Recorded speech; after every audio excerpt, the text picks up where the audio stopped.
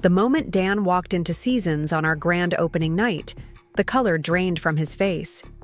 He stood frozen at the entrance, his confident smile crumbling as our eyes met across the crowded dining room. The maître d' asked about his reservation, but he couldn't seem to form words, especially when he spotted the woman seated at my private table near the kitchen. Olivia. The same woman he'd been secretly married to for 3 years while still being married to me. I continued my rounds between tables of Portland's elite food critics and local celebrities, my chef's coat crisp against my skin, feeling his panicked gaze follow my every movement. The woman who had discovered her husband's betrayal 18 months ago wouldn't have been able to orchestrate this moment. But I wasn't that woman anymore. Before we jump back in, tell us where you're tuning in from. And if this story touches you, make sure you're subscribed, because tomorrow I've saved something extra special for you. I never planned to own Portland's most talked about restaurant. For 12 years, I'd been Rebecca Mitchell, devoted wife and successful event planner, organizing other people's dreams while putting my own on hold. Dan and I had what everyone called the perfect marriage. He built his insurance empire while I supported from the sidelines, hosting dinner parties for his clients where my cooking always received more compliments than I did. "Your wife should open a restaurant," they'd tell Dan, who would smile indulgently and squeeze my shoulder. "Becca's cooking is our little secret," he would reply.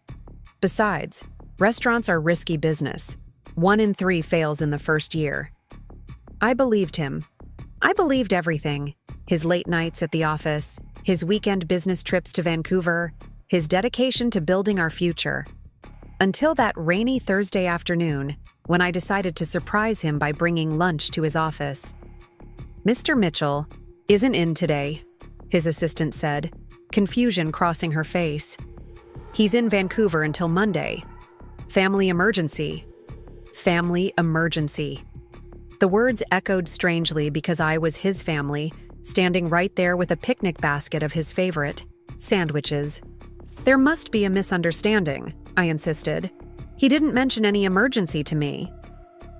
The look of pity that flashed across her face told me everything before she could formulate a response. It was the look that said she knew something I didn't.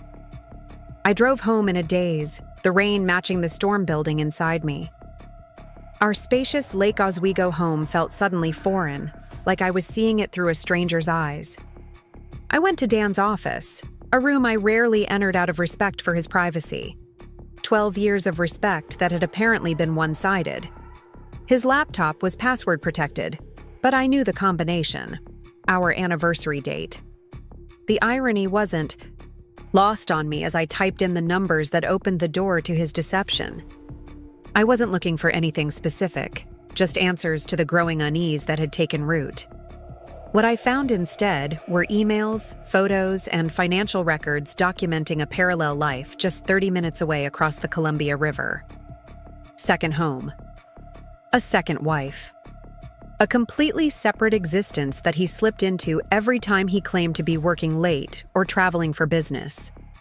The photos showed him with a beautiful, dark-haired woman, Olivia Parker according to the emails, living in domestic bliss in a riverside home in Vancouver, Washington. The timestamps on photos revealed the crushing truth. While I was planning our 10th anniversary party, he was celebrating his first anniversary with her. While I was keeping dinner warm on nights, he was stuck at the office. He was cooking meals in another woman's kitchen. The careful financial records showed how meticulously he divided his life, ensuring neither woman would discover the other's existence.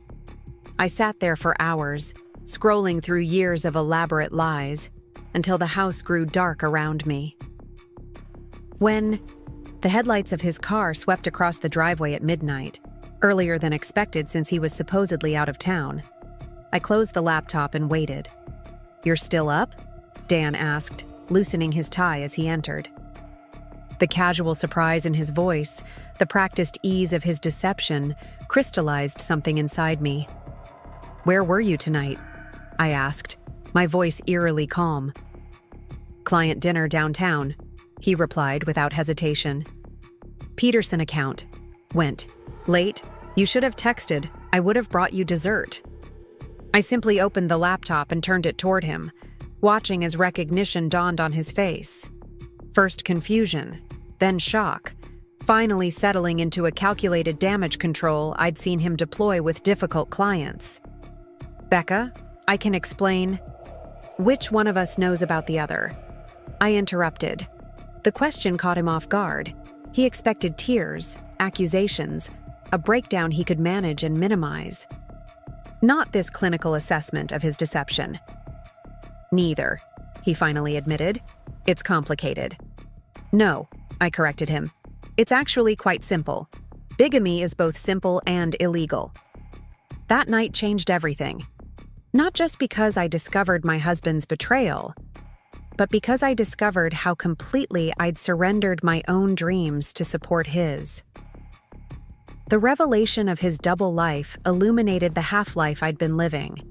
Always the supportive wife, never the protagonist of my own story. 2 days later, I moved out of our Lake Oswego home into a small downtown apartment, taking only what was undeniably mine.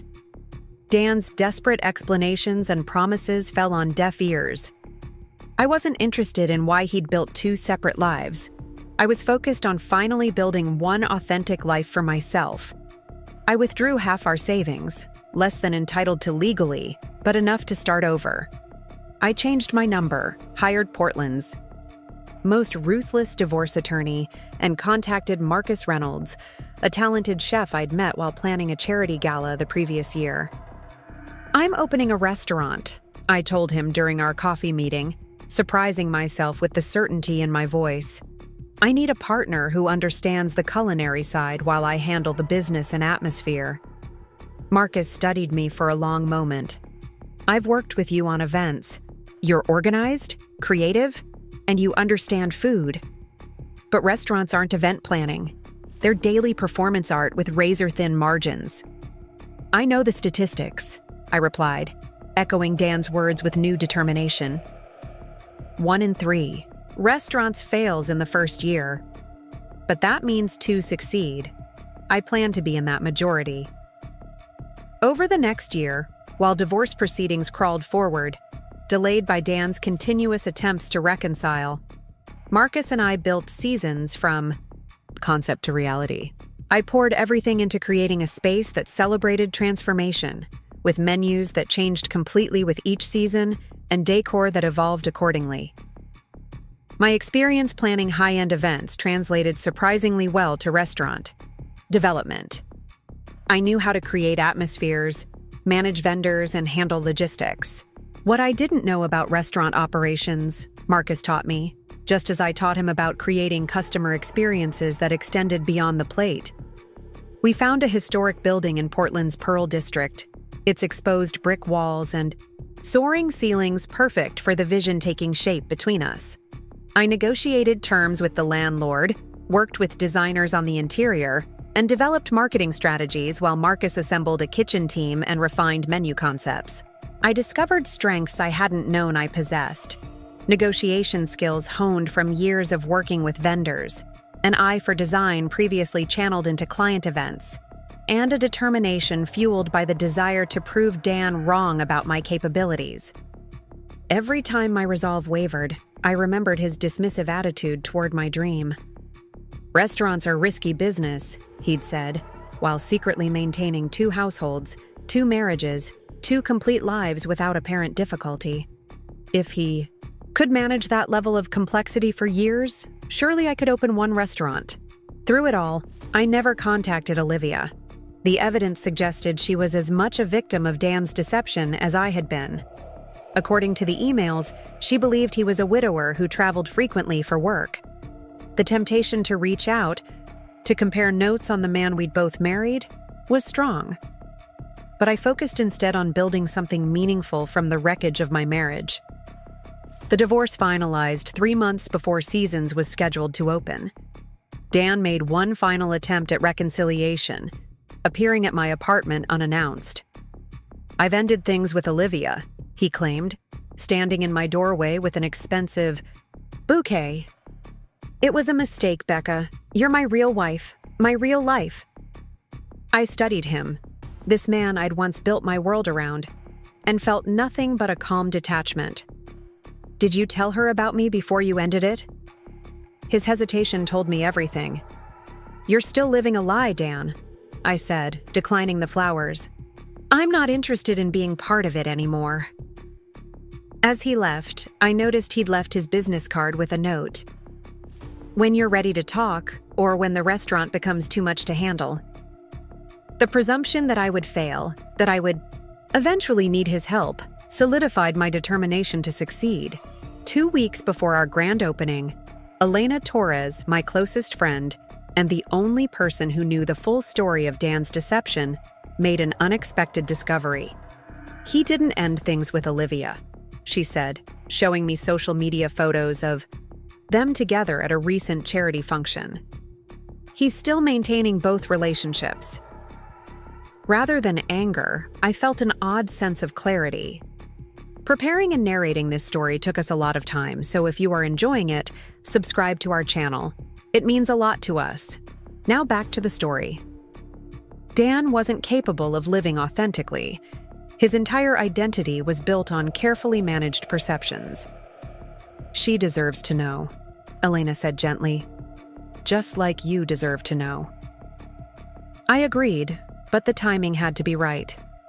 Not out of vengeance, but because truth, however painful, was always preferable to living in someone else's fiction.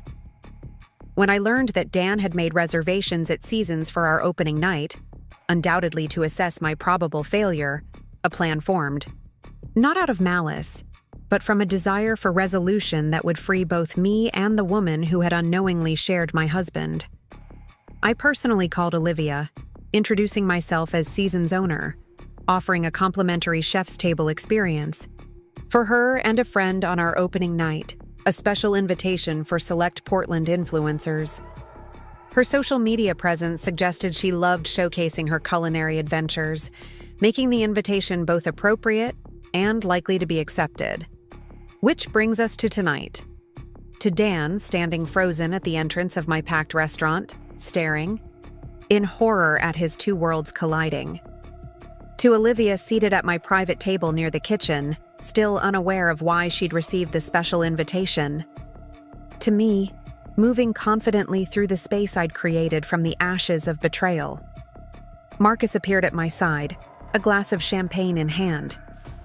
"Looks like we have a situation at the door," he murmured, his eyes tracking Dan's stunned expression. "Yes," I replied, accepting the champagne. "My ex-husband has just realized both his wives are in the same restaurant." Understanding dawned on Marcus's face. In our year of partnership, I'd shared only that my marriage had ended badly, never the full details of Dan's deception. "Want me to have him seated as far from your table as possible?" he offered. I smiled, feeling remarkably calm. "No. Seat him at the chef's table, right next to Olivia. It's time they were properly introduced." As Dan was guided toward my table, where Olivia sat admiring the open kitchen, I moved through the restaurant greeting other guests. The food critics from the Oregonian and Portland Monthly were raving about our seasonal tasting menu. The local celebrities we'd invited were posting enthusiastic updates on social media. Even without the personal drama unfolding at the chef's table, Seasons' opening night was an unqualified success.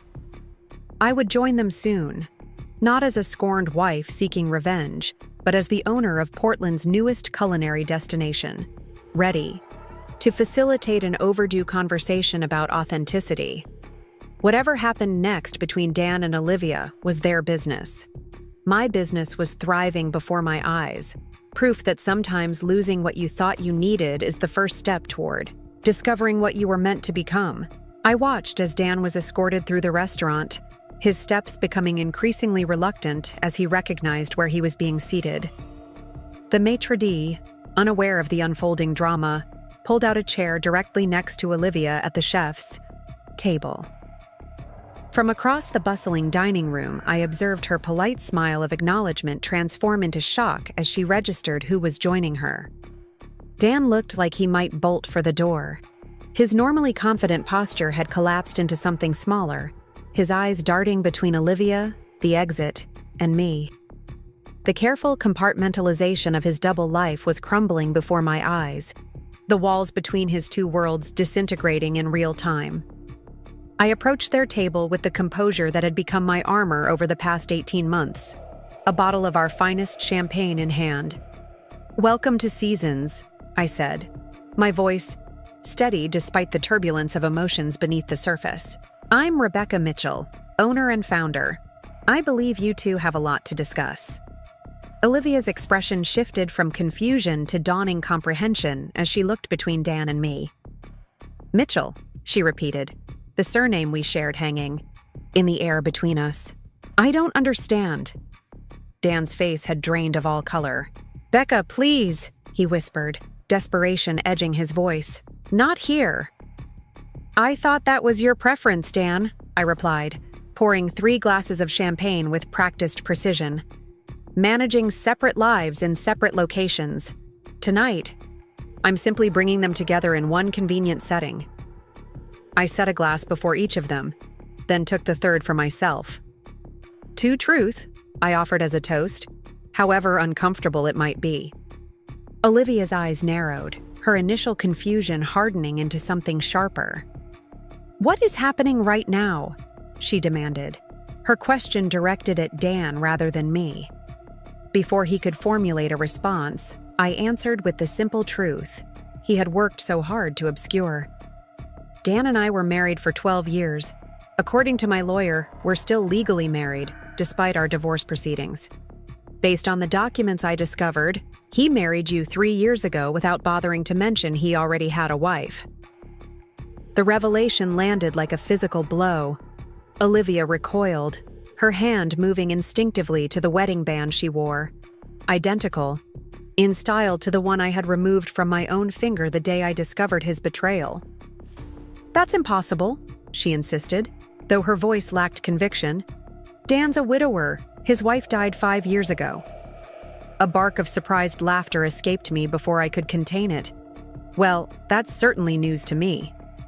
Dan's expression cycled rapidly through panic, calculation, and finally a resigned defeat, as he realized the carefully constructed narrative of his double life had collapsed beyond repair. He reached for his champagne with a trembling hand and drained it in one desperate swallow. "I can explain," he began, the familiar phrase that had once been his standard response to any inconsistency. "You always can," I interjected, not unkindly. "That's your specialty, isn't it? Crafting explanations, maintaining separate realities, making each of us feel like the center of your world while you divided yourself between us."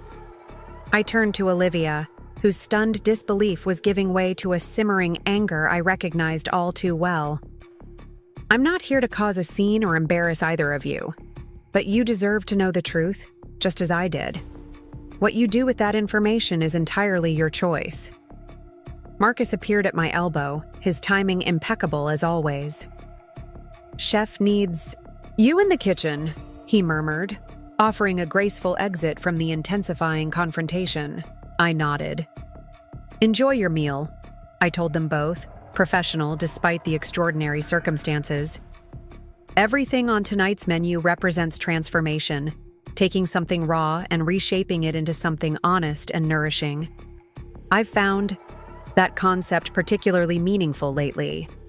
As I walked away, I heard Olivia's tightly controlled voice behind me. "Start talking, Dan. Right now." In the sanctuary of my kitchen, I paused to collect myself, inhaling the comforting aromas of searing meats and fresh herbs. The staff moved around me with practiced efficiency, unaware of the personal drama unfolding at the chef's table. Their focus on creating exceptional food, on manifesting the vision Marcus and I had developed over months of planning, grounded me in the present moment. "You okay?" Marcus asked, his voice low enough that only I could hear. "Better than I expected," I admitted. "There's something surprisingly liberating about bringing secrets into the light." He squeezed my shoulder gently. "Table 7 wants to compliment you on the elk tartare. The food critic from Eater is absolutely raving. I smiled, grateful for the reminder of what truly mattered tonight. Let's go talk to them. For the next hour, I moved through the restaurant chatting with guests, accepting their congratulations, and sharing the philosophy behind Season's approach to Pacific Northwest cuisine. Each positive interaction reinforced what I had built. From the ruins of my marriage, not just a successful business, but an authentic identity beyond Dan Mitchell's wife.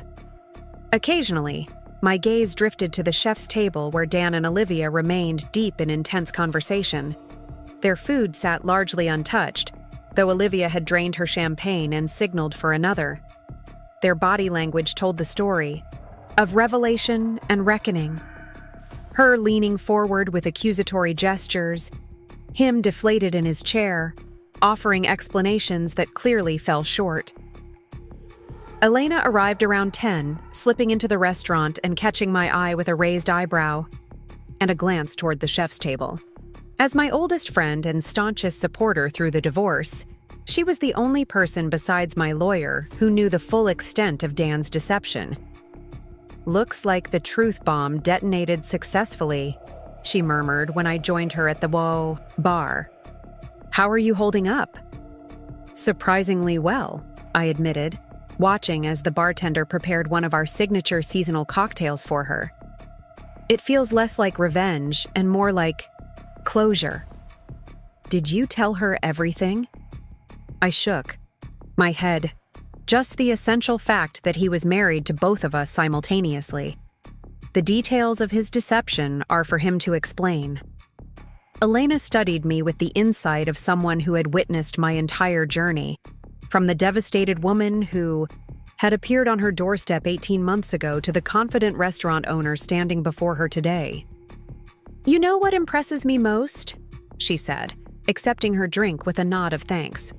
"That you're not letting this overshadow your achievement. Opening night is a triumph, Becca.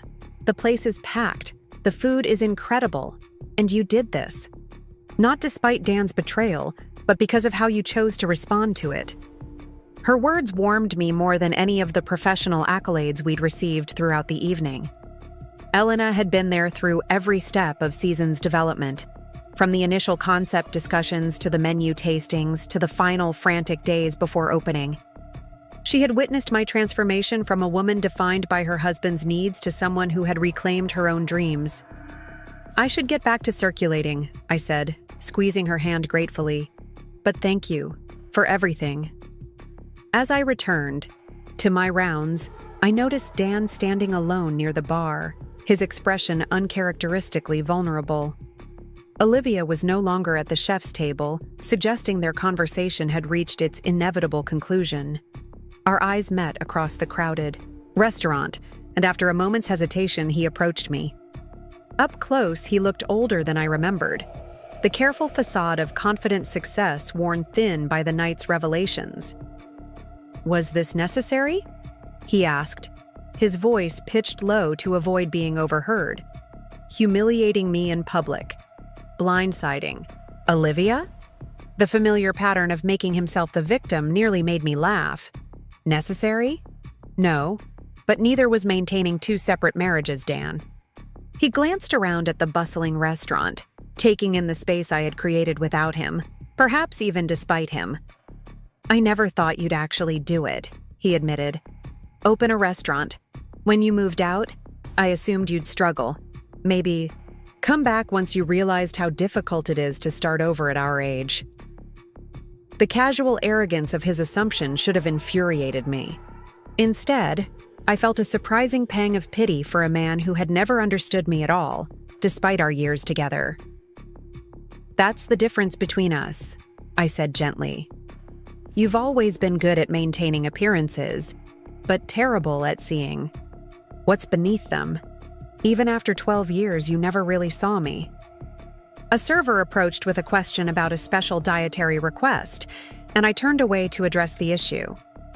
When I looked back, Dan was gone, the space he had occupied already filled by other guests celebrating Portland's newest culinary destination. Later, as the final diners departed and the staff began the meticulous cleanup that would prepare us for our second night of service, I found myself alone in the dining room, surveying what we had created. The soft lighting illuminated tables that had hosted hundreds of conversations throughout the evening, some celebratory, others intimate, and at least one life-changing. Marcus emerged from the kitchen, wiping his hands on a towel.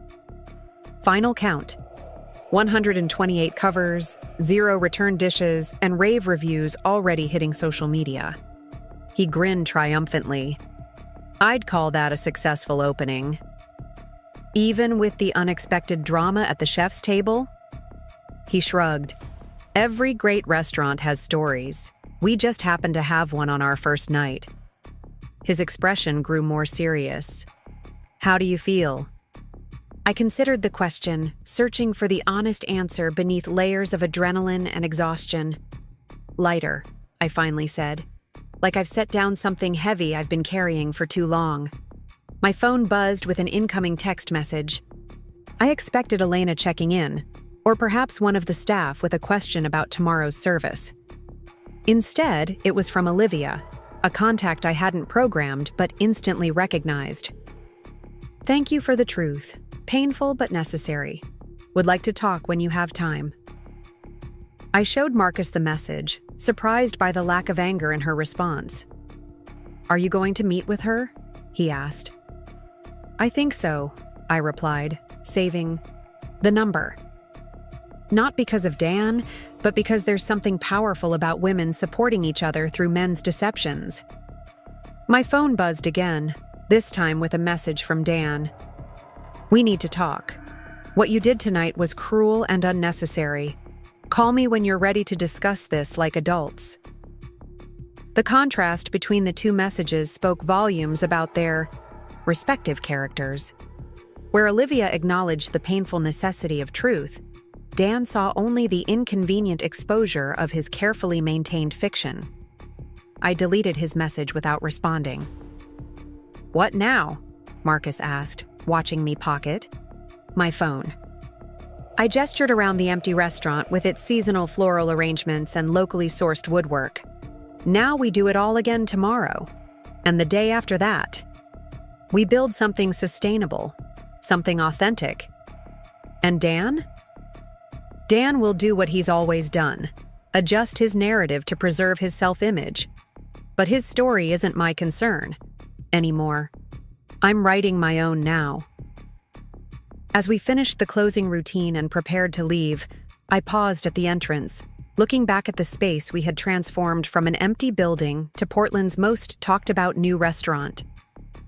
The soft lighting illuminated the restaurant's name etched in reclaimed wood above the bar, Seasons. The name had come to me during those first brutal days after discovering Dan's double life, when I was struggling to imagine any future beyond the pain of betrayal. Seasons change, I had reminded myself then. Nothing, not even the deepest winter of deception, lasts forever. Now, looking at what I had created from that painful season of my life, I felt a profound gratitude for the catalyst that had forced me to finally pursue my own dreams, rather than supporting someone else's fiction. Outside, the cool Portland, night enveloped me as I walked to my car. The city lights reflected off puddles from an earlier rainfall, transforming ordinary pavement into a canvas of shimmering possibility. Somewhere across town, Dan was likely crafting explanations, manufacturing, justifications, trying desperately to salvage something from the wreckage of his exposed lies. And somewhere else, perhaps Olivia was experiencing the same painful awakening I had 18 months ago. The disorienting realization that the life she had built was founded on carefully constructed falsehoods. But here, in this moment, I was exactly where I needed to be, moving forward into a future entirely of my own making, no longer bound by someone else's limitations or lies. The restaurant was just the beginning, the first authentic season of a life reclaimed. As I drove through the quiet streets toward my downtown apartment, I felt a sense of completion that had nothing to do with revenge or vindication. Tonight, wasn't about punishing Dan for his betrayal. It was about honoring the truth, however uncomfortable, and creating something meaningful from the aftermath of deception. Tomorrow would bring its own challenges: the second night of service, media reviews to navigate, and perhaps a conversation with Olivia about the man who had deceived us both. But for now, in the peaceful solitude of my car, I savored the simple satisfaction of having transformed betrayal into beginning, pain into purpose, ending into opportunity. Some seasons change gradually, with barely perceptible shifts from one state to another. Others arrive suddenly, forced upon us by circumstances beyond our control. But the most meaningful seasons are the ones we deliberately choose. The transformations we orchestrate from what life hands us, expected or not. Tonight, I had orchestrated not just a successful restaurant opening, but the final transition from a life lived in someone else's shadow to one illuminated by my own authentic light. The morning sunlight streamed through the windows of my downtown loft, illuminating the stack of newspapers on my kitchen counter. 3 months after Season's dramatic opening night, the Portland culinary scene still couldn't stop talking about us. The headline from yesterday's Oregonian food section caught my eye. Seasons changes the game: how Rebecca Mitchell revolutionized Portland's restaurant scene. I traced my finger over the words, still adjusting to seeing my name in print, without Dan's attached to it. For so long, I had been Rebecca Mitchell, wife of insurance executive Daniel Mitchell in society pages and charity event programs. Now I was Rebecca Mitchell, visionary restaurateur, an identity entirely my own.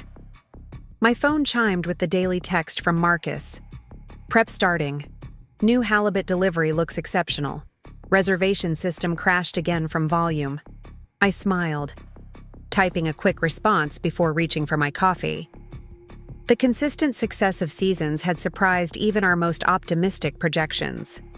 What had begun as a personal reclamation project had evolved into Portland's hottest reservation, with waiting lists stretching months for weekend tables. A separate notification appeared, an email from my lawyer. Final property settlement approved. Paperwork attached. I opened the attachment with a sense of calm detachment, scanning the document that formally concluded my financial entanglement with Dan.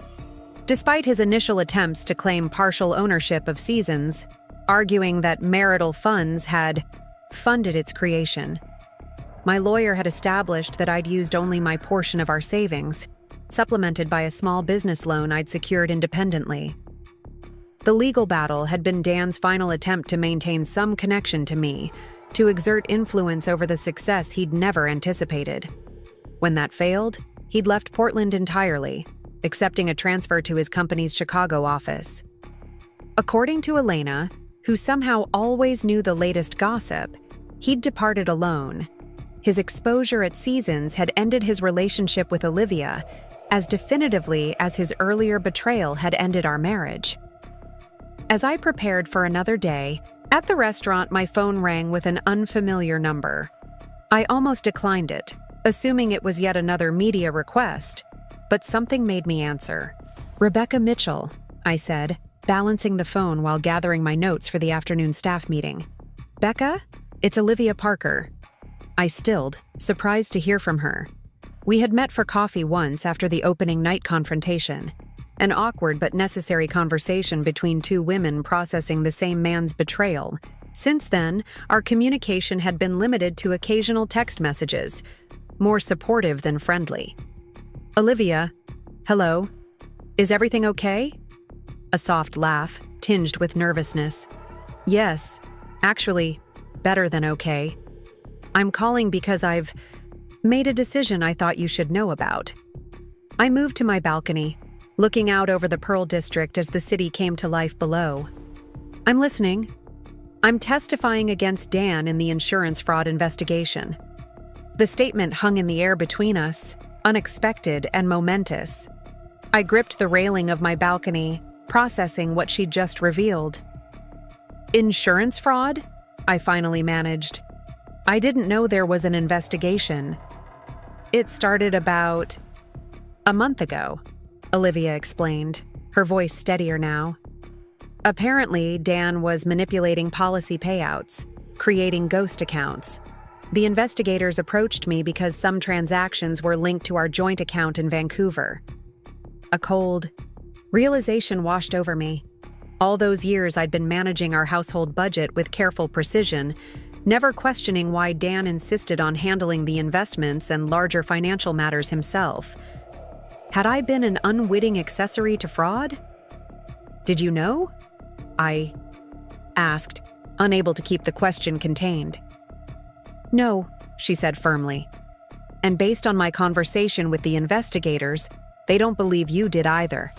That's partly why I'm calling.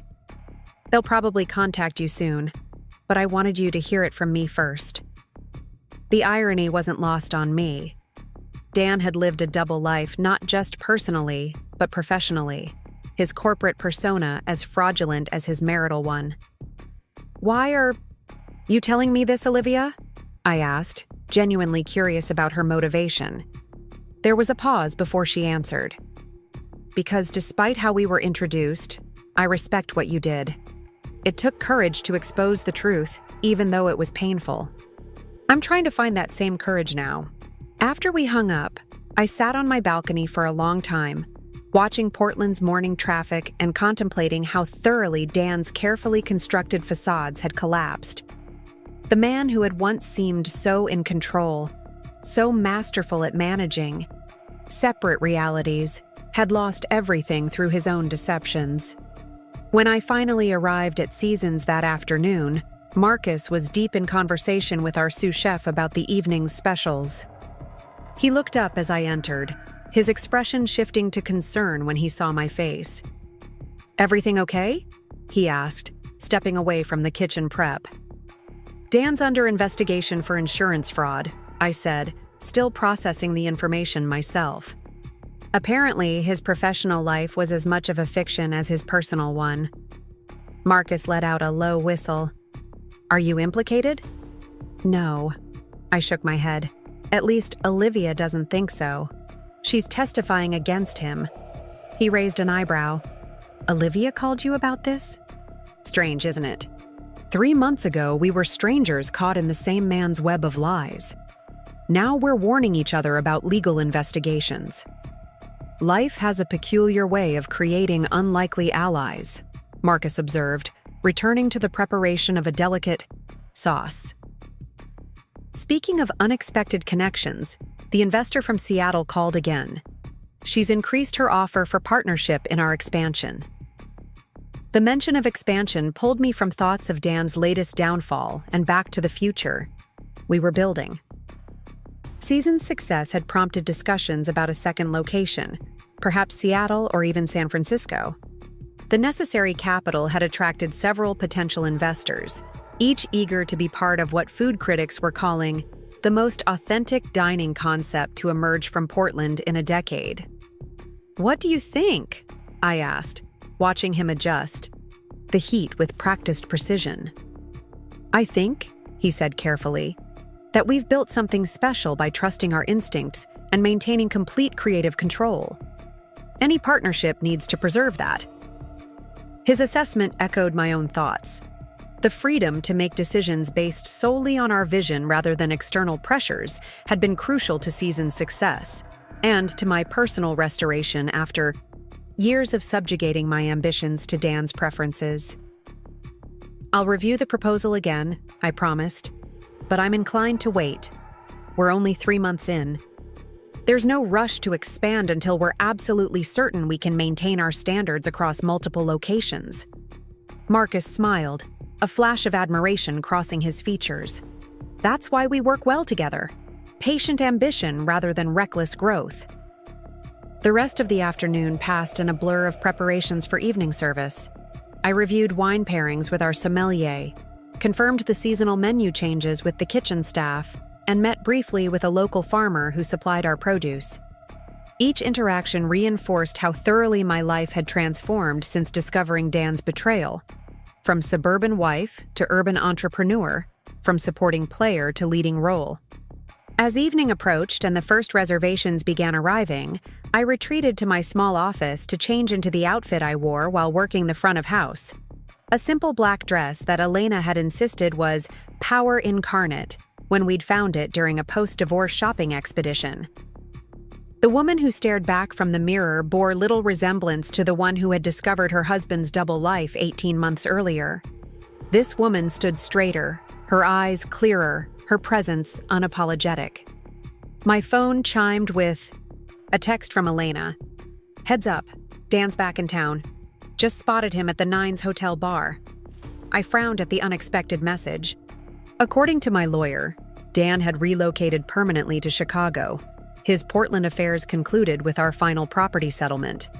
What would bring him back now, just as news of the fraud investigation was emerging? Before I could contemplate further, a knock at my office door announced Marcus. "Everything's set for service, but there's something you should know," he said, his expression unusually serious. "Dan just called requesting a reservation for tonight. Said he's in town briefly and wants to clear the air before he leaves." I exhaled slowly, processing this new development. "Did you book him?" Told him we're fully committed, which is true. But he was insistent. Said he'd be stopping by anyway around 9, hoping we could accommodate him. The familiar pattern of Dan creating circumstances that suited his narrative, regardless of others' boundaries, sparked a momentary flare of anger. Even now, after everything, he still believed he could insert himself into my life on his terms. If he shows up, seat him at the bar, I decided. I'll speak with him briefly, but I won't disrupt service for his convenience. Marcus nodded, clearly relieved I wasn't letting Dan's potential appearance derail our evening. For what it's worth, I think whatever he's selling, you're not buying anymore. His confidence in my boundaries warmed me. Let's make sure tonight's service is exceptional, I said, straightening my dress, regardless of who walks through that door. The evening unfolded with the smooth precision we'd established over 3 months of operation. Servers moved between tables with choreographed efficiency, sommelier Thomas guided guests through our carefully curated wine list, and the kitchen produced plate after perfect plate under Marcus's exacting direction. I circulated through the dining room, greeting regulars and welcoming first-time visitors with the genuine hospitality that had become Season's hallmark. At precisely 9 o'clock, Dan walked through the door. Despite Elena's warning and Marcus's heads up, the sight of him still triggered a complex cascade of emotions. Not longing or regret, but a strange combination of detachment and curiosity. He looked older somehow, his usual confident posture slightly diminished, his eyes darting around the restaurant with an uncharacteristic nervousness. Our maitre d' intercepted him with practiced grace, guiding him to the bar as instructed. I continued my conversation with a foretop celebrating an anniversary, determined not to allow Dan's presence to disrupt the rhythm of service or my professional composure. After ensuring the anniversary couple received our special dessert presentation, I finally made my way to the bar. Dan straightened as I approached, attempting to summon his old charisma. "Becca," he greeted me, using the nickname I'd abandoned professionally months ago. "The place looks amazing. You've really accomplished something here." "Thank you," I replied simply, maintaining a polite but clear professional distance. "What brings you back to Portland? I thought Chicago was permanent." A flash of surprise crossed his features. He hadn't expected me to know about his relocation. "Just tying up some loose ends before the move is finalized," he said, his tone carefully casual. "Thought we should talk, clear things up between us." I glanced around the bustling restaurant, at the staff executing their roles with precision, at the diners enjoying the experience we'd created. "I'm not sure what needs clearing up, Dan. The divorce is final, the property settled. We've both moved on." He leaned closer, lowering his voice conspiratorially. "Look, I know you've heard about this ridiculous investigation. It's a misunderstanding, an accounting error being blown out of proportion. but it could get messy, and I wanted to make sure we're on the same page. The realization of why he'd really come washed over me. Not to apologize or seek closure, but to ensure my silence, to manage my potential testimony just as he'd once managed my perception of our marriage. "What page would that be?" I asked, curious despite myself about how he would frame this latest manipulation attempt. "The truth," he said earnestly, the sincere expression I'd once found so convincing now transparent in its calculation. "That I always handled our finances independently. That you were never involved in my professional decisions. That any transactions through our joint accounts were routine household expenses." I studied him. This man I'd once built my life around, now revealed as nothing more than a collection of carefully constructed facades. The insurance executive, the devoted husband, the Chicago transferee, all performances designed to serve his needs at any given moment. "I'll tell the exact truth if investigators contact me," I said finally. "That you managed our finances independently, and I trusted you completely. That I knew nothing about your professional decisions because you compartmentalized your life meticulously, not just your finances, but everything else as well." His relief was palpable until he registered the full implication of my words. "Becca." "It's Rebecca," I corrected him gently, "and I need to get back to my guests. Seasons isn't just a restaurant, Dan. It's a promise of authenticity. Something I've learned to value above all else." Before he could respond, a commotion at the entrance caught my attention. Two men in dark suits were speaking with our maître d', who gestured discreetly toward the bar. Even from a distance, the official nature of their presence was unmistakable. Dan's face drained of color as he followed my gaze. "Did you know they were coming?" he asked, accusation replacing his earlier conciliatory tone. "No," I answered, truthfully. "But I'm not surprised.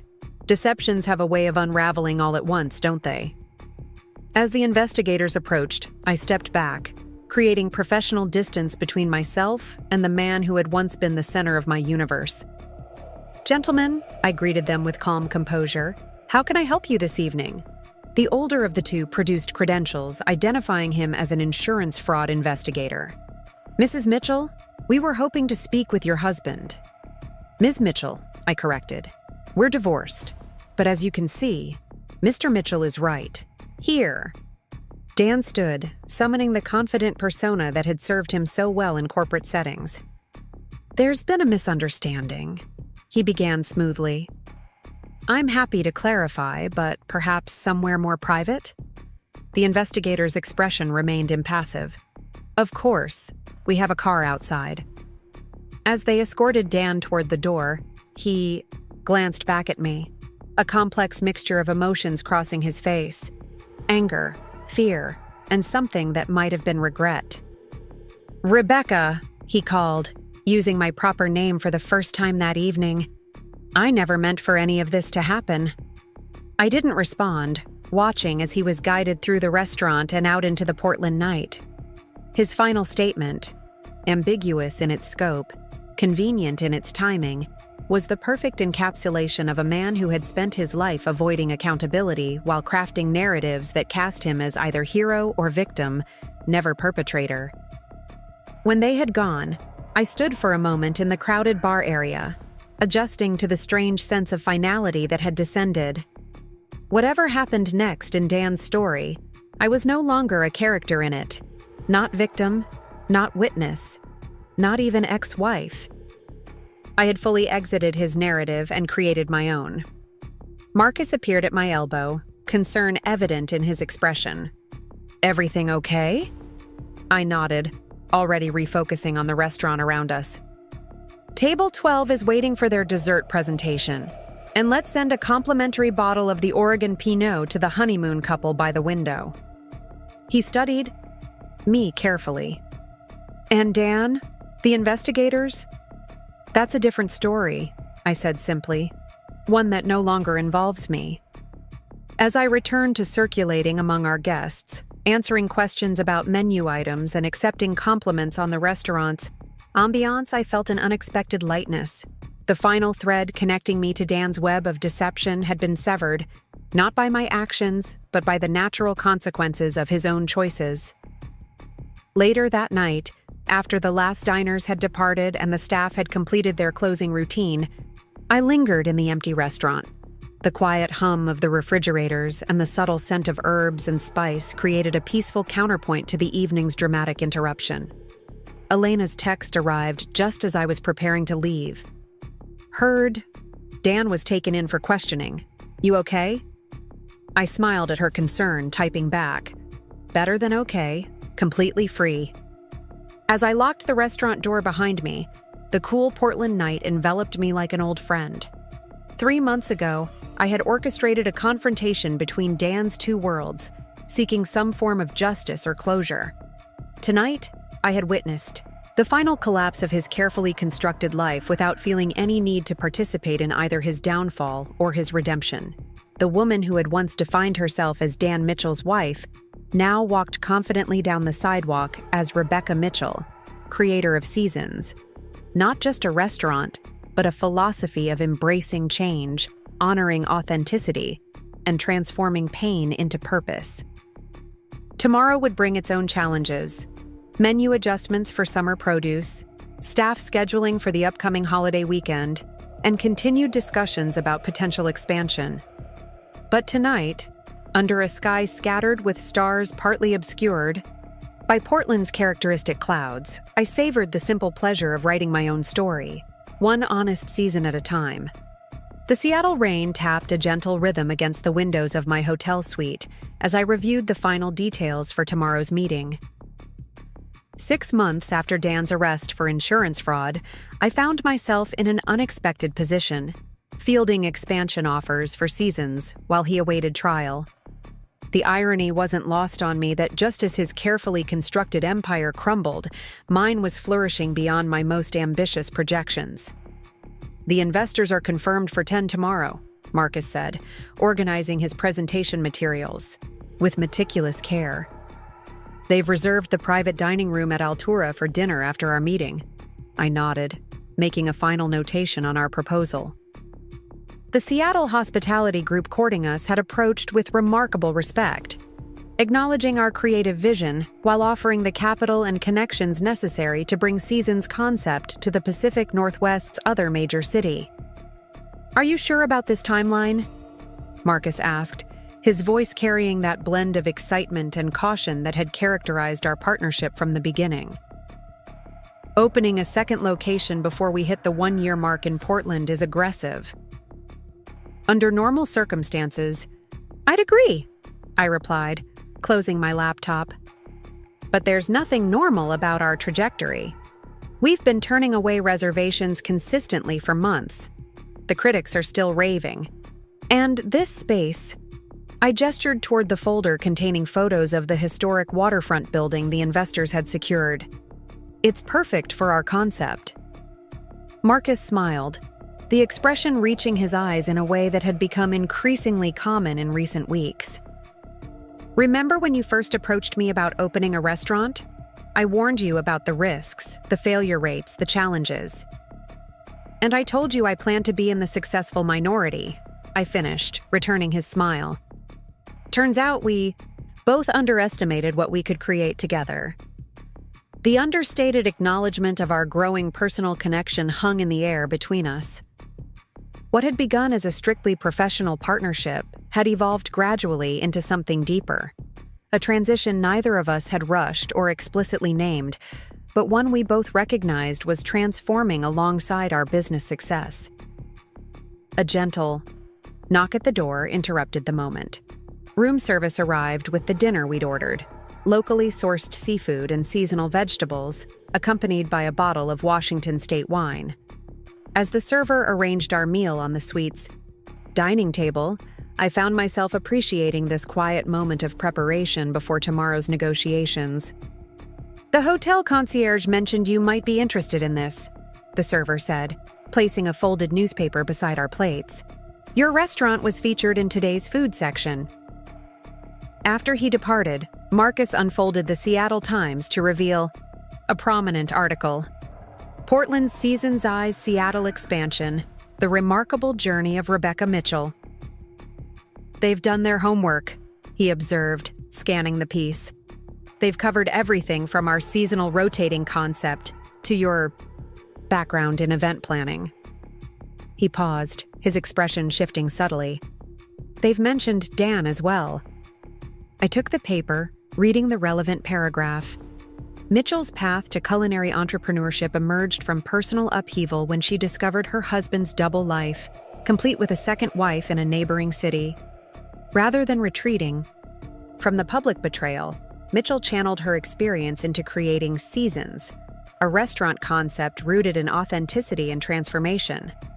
Her ex-husband, Daniel Mitchell, now faces multiple fraud charges in an unrelated insurance investigation. The clinical summary of the most painful chapter of my life, felt strangely distant, as though it had happened to someone else.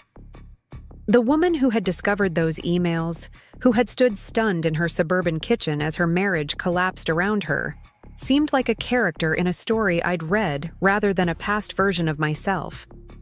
"Does it bother you?" Marcus asked, carefully, watching my reaction. "Having that part of your story attached to your professional identity?" I considered the question as I poured us each a glass of wine. "Not anymore," I answered truthfully. "It's part of what shaped Seasons. Pretending otherwise would contradict everything we stand for."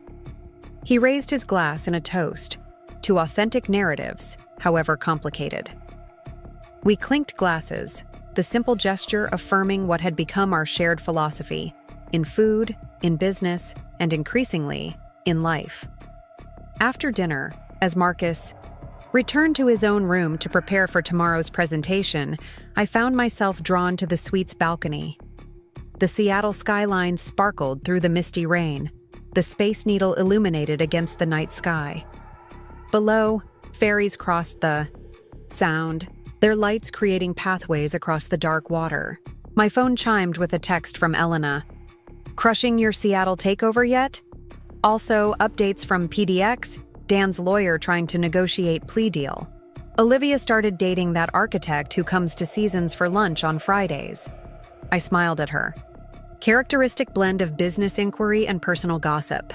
Elena had appointed herself unofficial chronicler of the aftermath of Dan's exposure, keeping me informed of developments even when I didn't ask. Her updates had evolved from urgent bulletins to casual observations as Dan's impact on my life diminished with each passing month. As I typed a response about tomorrow's meeting, another message arrived. This one from a Portland area code I didn't immediately recognize. "Ms. Mitchell, this is Andrea Lawson from Portland Monthly. I'm working on our annual Women Transforming Portland feature and would love to interview you as one of our highlighted entrepreneurs. Your journey from discovering your husband's betrayal to building a celebrated restaurant represents exactly the kind of resilience we want to showcase." The directness of the request gave me pause. While I had accepted that Dan's deception would always be part of my professional origin story, I was increasingly selective about how and when I discussed it.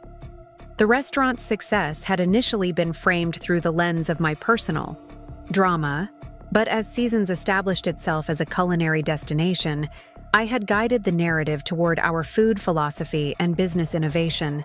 I set the phone aside without responding, deciding to consider the request after tomorrow's meetings. The cool evening air carried the scent of salt water and possibility as I surveyed the city that might soon host our second location. 6 months ago, I would have reflexively consulted others before making such a significant business decision, seeking validation or permission to expand my vision. Now I trusted my instincts, informed by both success and setback. The morning arrived. With clearing skies, the overnight rain leaving Seattle washed clean and glistening. I dressed with careful consideration, a tailored charcoal suit that projected confidence without ostentation, accessorized simply with a small pendant necklace Elena had given me to celebrate Season's 3-month anniversary. For the woman, who knows her own worth, the accompanying card had read. The sentiment had resonated deeply after years of having my value reflected through Dan's assessment. Marcus and I arrived at the investors' downtown offices early, using the extra time to review our presentation once more. The Seattle group had pursued us aggressively, but respectfully, recognizing that our concept's integrity was non-negotiable and offering partnership terms that preserved our creative control while providing the necessary capital for expansion. Rebecca, Marcus, welcome to Seattle, greeted Catherine Winters, the investment group's principal partner. A woman in her early 60s with silver hair and penetrating intelligence, she had visited Seasons multiple times before approaching us about expansion. I hope your accommodations were satisfactory? Excellent, thank you, I replied, accepting her firm handshake. We appreciate your thoughtfulness in selecting a hotel with a similar aesthetic to our restaurant. She smiled appreciatively. Details matter. That's part of why we're so interested in bringing Seasons to Seattle. Your attention to every element of the dining experience, not just the food. As we followed her into the conference room where the other investors waited, I noted how different this meeting felt from the early planning sessions for the Portland location. Then, I had been emerging from personal devastation, desperate to prove something to myself and, if I was honest, to Dan. Now I entered negotiations from a position of established success, expansion being an opportunity rather than a necessity. Before we begin the formal presentation, Catherine said once introductions were complete, I want to address something, directly. Our research into Season's development naturally included your personal story, Rebecca. While we're tremendously impressed by how you've transformed that experience into a successful business concept, I want to assure you that our interest is firmly rooted in the restaurant's merits, not its origin narrative. The straightforward acknowledgement was refreshing after months of dancing around the subject with various business contacts. I appreciate that clarity, I responded. The personal circumstances that catalyzed Season's creation informed our philosophy of authenticity and transformation, but they don't define our ongoing evolution. With that understanding established, Marcus and I presented our vision for Seasons Seattle, how we would honor the historic waterfront building while adapting our concept to incorporate Pacific Northwest seafood traditions, our staffing philosophy that prioritized local talent, and our commitment to maintaining the seasonal rotation that had become our signature in Portland.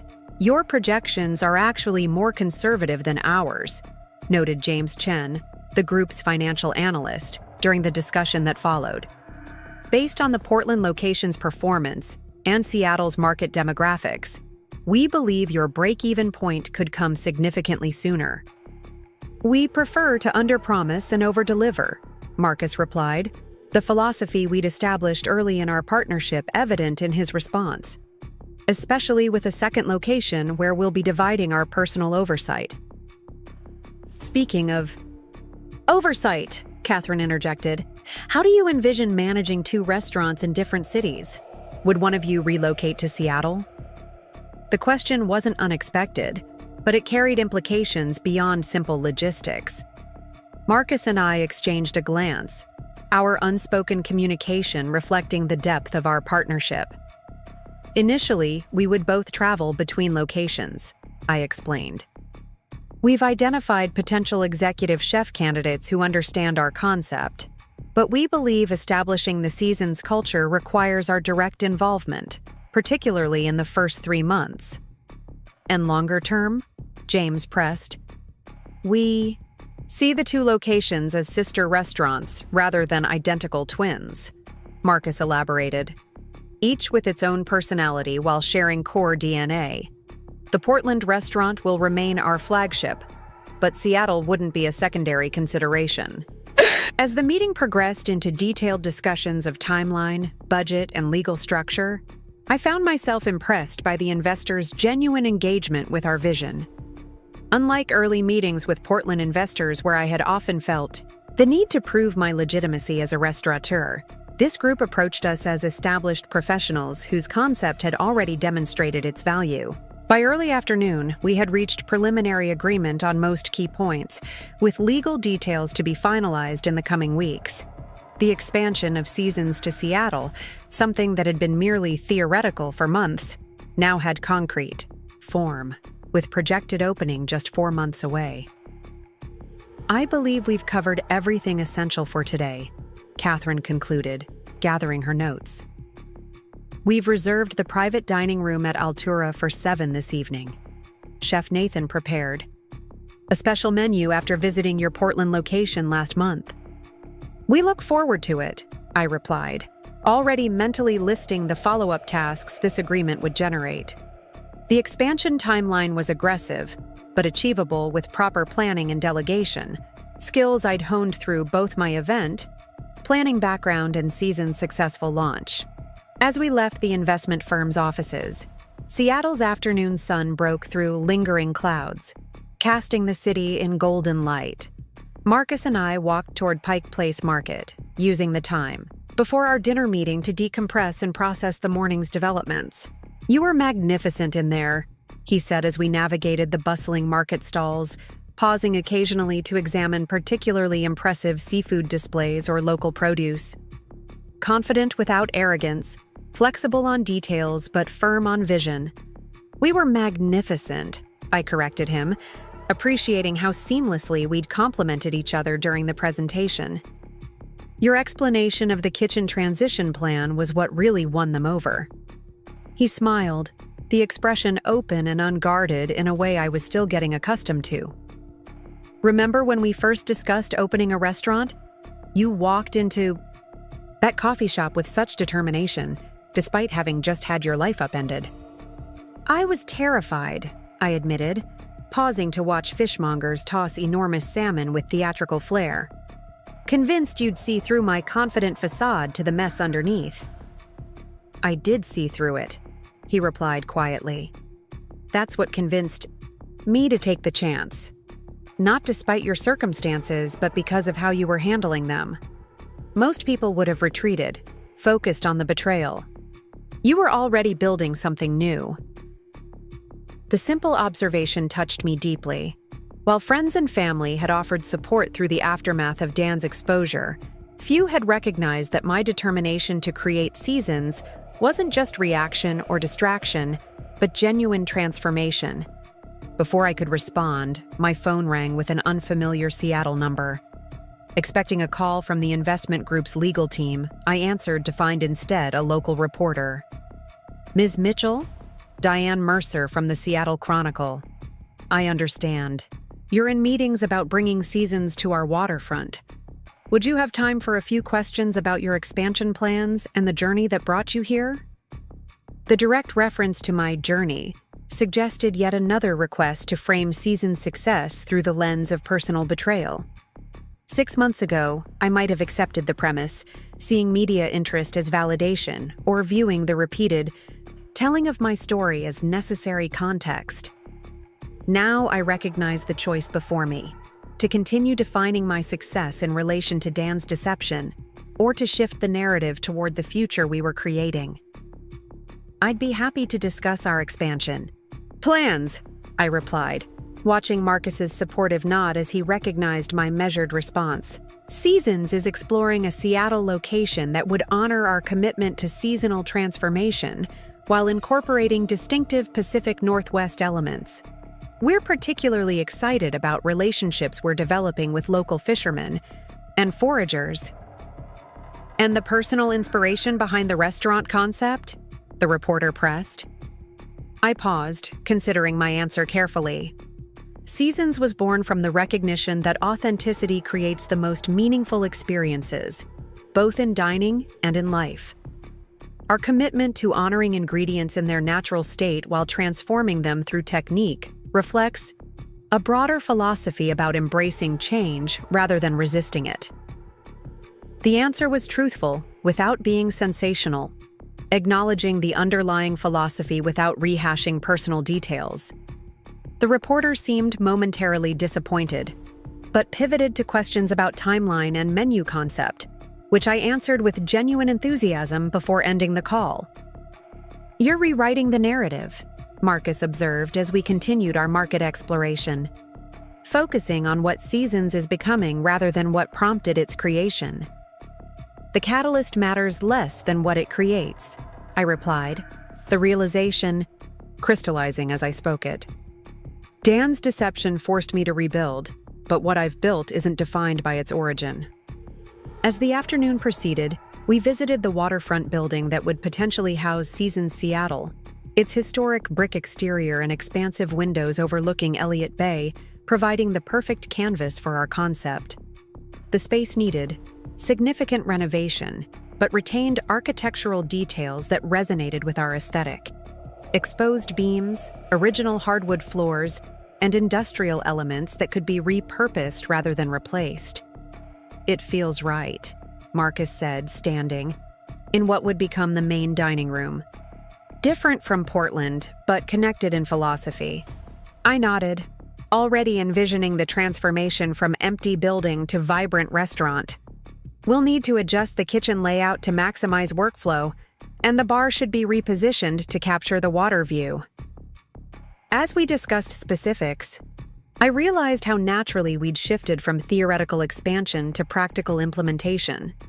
The caution that had characterized our early discussions about a second location had evolved into excited planning, the success of the Portland restaurant providing both confidence and clear understanding of what elements were essential to our concept. Later, as we prepared for dinner with the investors, I found myself reflecting on the day's developments with a sense of quiet amazement. 18 months ago, standing in my suburban kitchen reading emails that revealed my husband's double life, I could never have envisioned this future. Not just professional success, but genuine fulfillment that existed independently of Dan's betrayal. My phone chimed with an incoming text from Elena. "Court update. Dan accepted plea deal. 18 months, minimum security, restitution payments. Also, Olivia definitely dating architect guy. Saw them at Seasons last night making hard eyes over the seasonal soufflé." The news about Dan's legal situation generated no emotional response beyond mild curiosity. His choices and their consequences had become simply information rather than defining events in my own story. Even Olivia's romantic development, once potentially charged with complicated emotions given our shared history, registered only as a positive development for someone who had also been deceived. "Ready for dinner?" Marcus asked, appearing at my hotel room door looking polished and professional in a navy suit that complemented rather than matched my own attire. "Almost," I replied, securing a pair of simple earrings, a recent self-purchase, to celebrate Season's 6-month milestone. "Just got word that Dan accepted a plea deal. 18 months minimum security." Marcus studied my expression carefully. "How do you feel about that?" I considered the question genuinely before answering. Detached, mostly, like hearing about a former acquaintance rather than someone I was married to for 12 years. I gathered my portfolio for the dinner meeting. "Is that strange?" "Not strange," he said thoughtfully. "Just evidence of how completely you've moved forward. His story isn't yours anymore." As we left for dinner, Seattle's evening lights reflected off the wet streets, creating pathways of illumination through the city. Tomorrow, we would return to Portland to begin implementation of our expansion plans, hiring additional management for the original location, finalizing design concepts for Seattle, preparing our team for the transition to a 2-restaurant operation. The busy months ahead would require focus, determination, and the balance between ambition and integrity that had guided Seasons from concept to successful reality. Yet, as Marcus and I walked toward the restaurant where Seattle's culinary community awaited introduction to the chefs bringing Seasons north, I carried a profound certainty that transcended business confidence. Whatever challenges emerged, in the restaurant expansion, in the continuing media interest in my personal story, in the evolving relationship between Marcus and myself, I would face them as Rebecca Mitchell, defined not by betrayal or its aftermath, but by the authentic life I continued to create, one season at a time. The soft glow of Seasons Seattle's kitchen illuminated my face as I studied the final plating of our signature winter dish. A hazelnut-crusted venison with juniper demi-glace and maple-roasted root vegetables. 1 year after our expansion across state lines, both restaurants operated with a synchronized rhythm that belied the complexity of managing dual locations. Tonight marked our Seattle location's first anniversary, and the dining room buzzed with energy as Seattle's culinary elite gathered to celebrate what local food critics had dubbed the most successful restaurant expansion in recent Northwest history. "Chef wants to know if you approve the anniversary specials," said Lydia, our Seattle general manager, her clipboard clutched against her chest as she waited for my assessment. I nodded, appreciating the perfect execution. "Tell Brandon it's flawless. The balance between innovation and tradition is exactly right." As Lydia returned to the kitchen, I took a moment to absorb the scene around me. The historic waterfront building had transformed from an empty shell into a space that simultaneously echoed and evolved the Portland original. Exposed brick walls warmed by copper accents, floor-to-ceiling windows showcasing Elliott Bay's nighttime beauty, tables crafted from reclaimed timber harvested from the Olympic Peninsula. Different from our Portland flagship, yet unmistakably connected through philosophy and attention to detail. "The governor just arrived," Marcus said, appearing at my side in a tailored suit that complemented my deep burgundy dress. "Table 14. By the windows. Her office specifically requested you stop by when you have a moment." "Political endorsement," I mused, smoothing my dress. "That's new territory for us." Marcus smiled, the expression still sending a flutter through me, despite our year of cautiously evolving from business partners to something more intimate. "The restaurateur as public figure. You've come a long way from hiding in the Portland kitchen during opening week." He was right. The woman who had once flinched at media attention, afraid every interview would devolve into questions about Dan's betrayal, now moved comfortably through high-profile events as the face of a growing restaurant brand. Somewhere along the journey, I had stopped defining myself in opposition to my past and simply began living authentically in my present.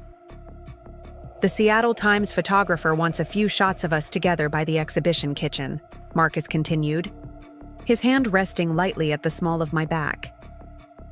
"Then catering today needs 15 minutes for that profile they're doing on restaurant groups maintaining quality across multiple locations." I checked my watch, mentally calculating the evening's timeline. "Let's do photos now. Interview after I greet the governor's table. And I want to make rounds through the dining room before dessert service begins." As we made our way through the restaurant, stopping occasionally to accept congratulations from guests, I caught glimpses of familiar faces among the crowd. Early investors whose faith had been rewarded beyond projections, local producers whose ingredients starred on our seasonal menu, even a few Portland regulars who had made the trip north specifically for the anniversary celebration.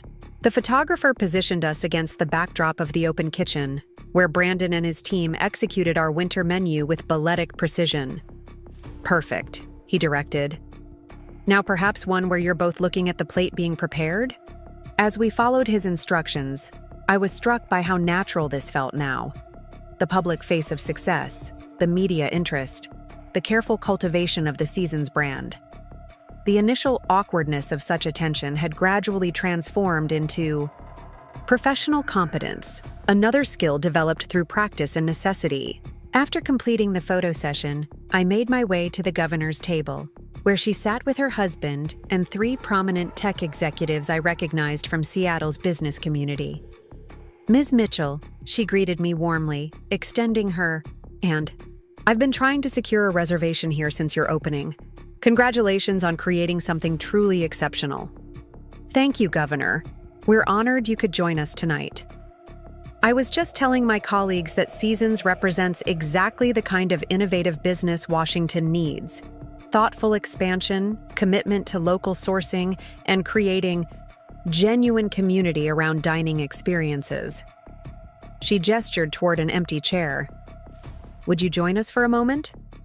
I'd love to hear how you approached bringing your concept north while maintaining its integrity. The conversation that followed focused entirely on business philosophy, sustainable growth, and culinary vision, represented a significant milestone. Not once did anyone at the table reference my personal history or frame season's success as a response to betrayal. The narrative had fully shifted from recovery story to business achievement, exactly as I had worked to orchestrate over the preceding months. As I excused myself to continue my rounds, the maître d' approached with an expression that instantly put me on alert, the carefully neutral look that signaled a potential situation requiring my attention. "There's a woman at the bar asking, 'Specifically for you,' he said discreetly. 'She doesn't have a reservation, says her name is Olivia Parker.'" The name registered immediately despite the months since I'd last heard it. Olivia, Dan's other wife, the woman who had unknowingly shared my husband, who had later testified against him in the fraud case. "Did she say what this is regarding?" I asked, maintaining my professional composure despite the unexpected development. "Only that it's personal, not professional.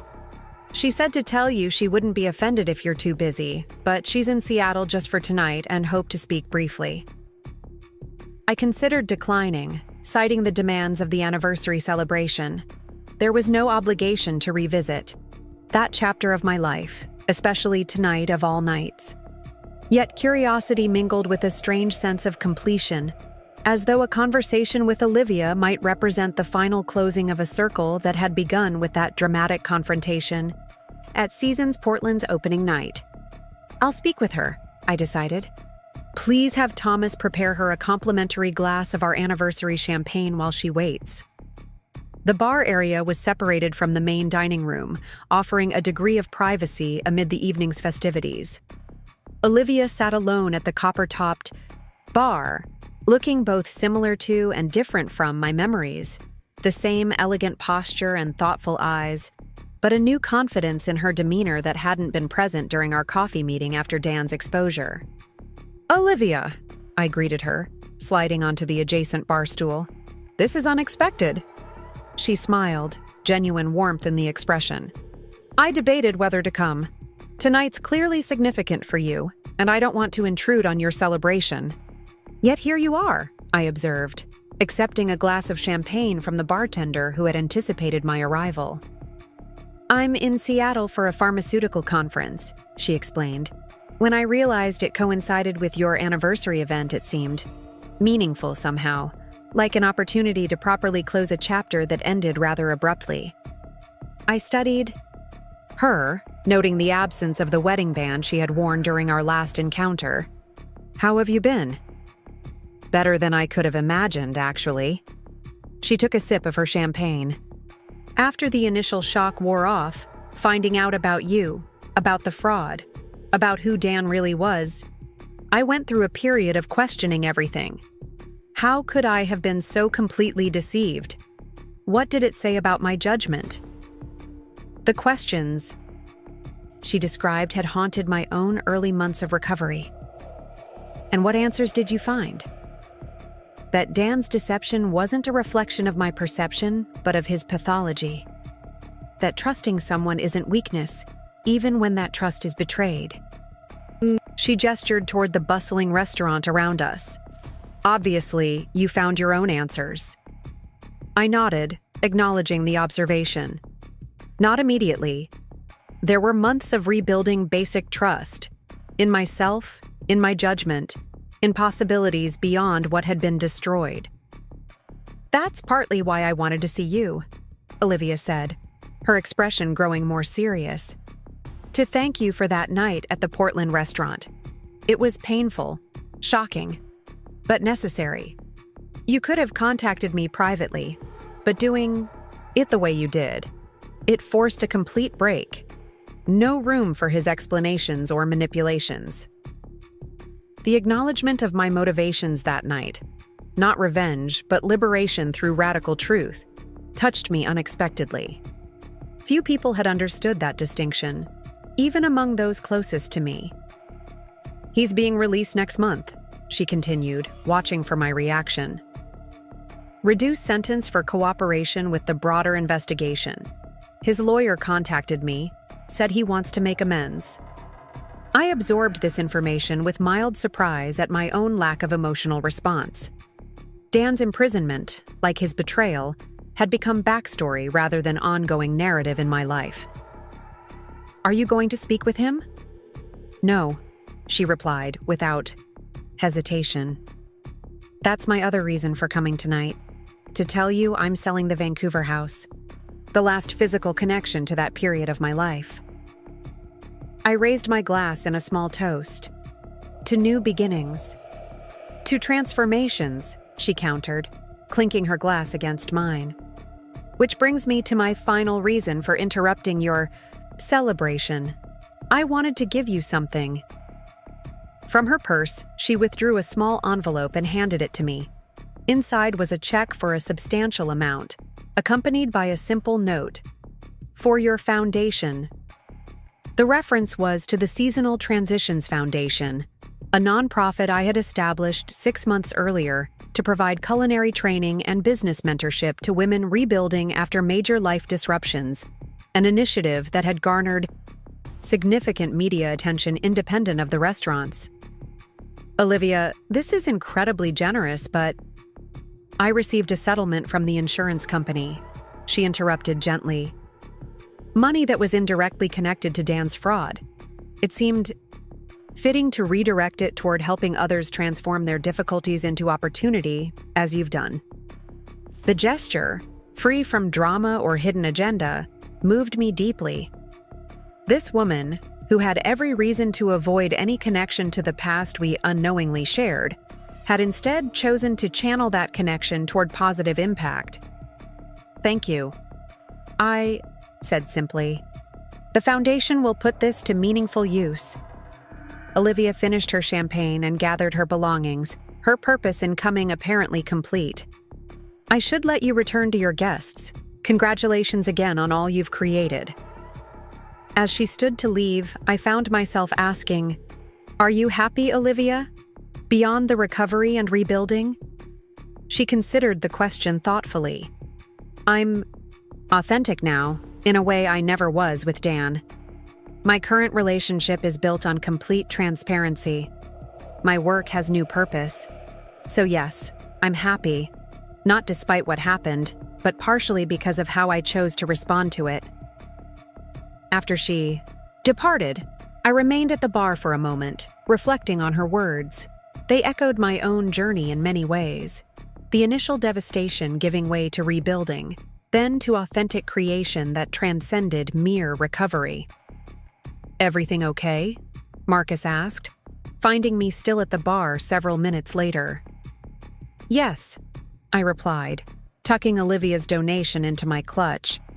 "Just an unexpected reminder of how far we've come."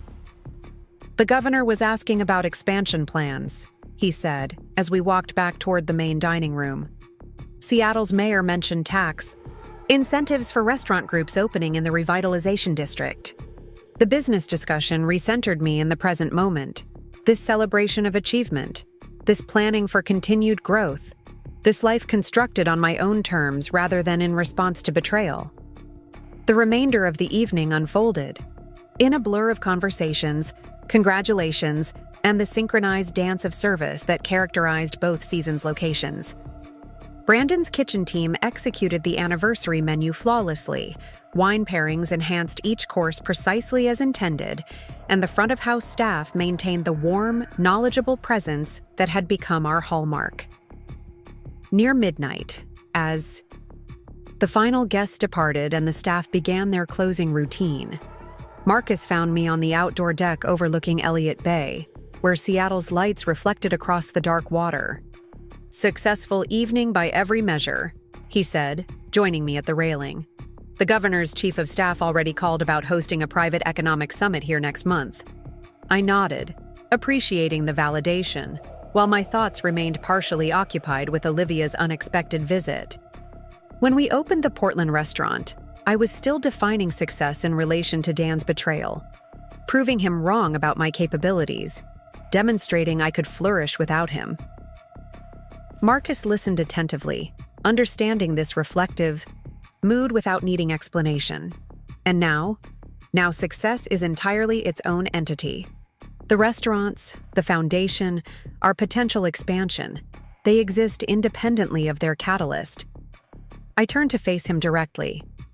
Olivia came tonight to give a donation to the foundation. She's moved on completely, rebuilt her life authentically. Hearing her journey made me realize how thoroughly I've done the same. "Is that why you've been hesitant about us?" he asked, the question gentle rather than accusatory. "Making sure your new life wasn't just a reaction to the old one?" The perceptiveness of his observation caught me off guard. For months, we had maintained a careful balance, acknowledging our deepening personal connection while focusing primarily on our professional partnership. The unspoken reason for my caution had indeed been fear of building another relationship before fully establishing my independent identity.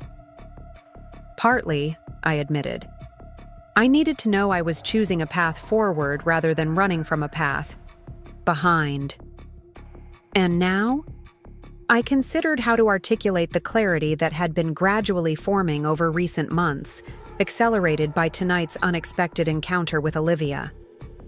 Now I understand that authentic choices aren't about timing, but about alignment with who you truly are.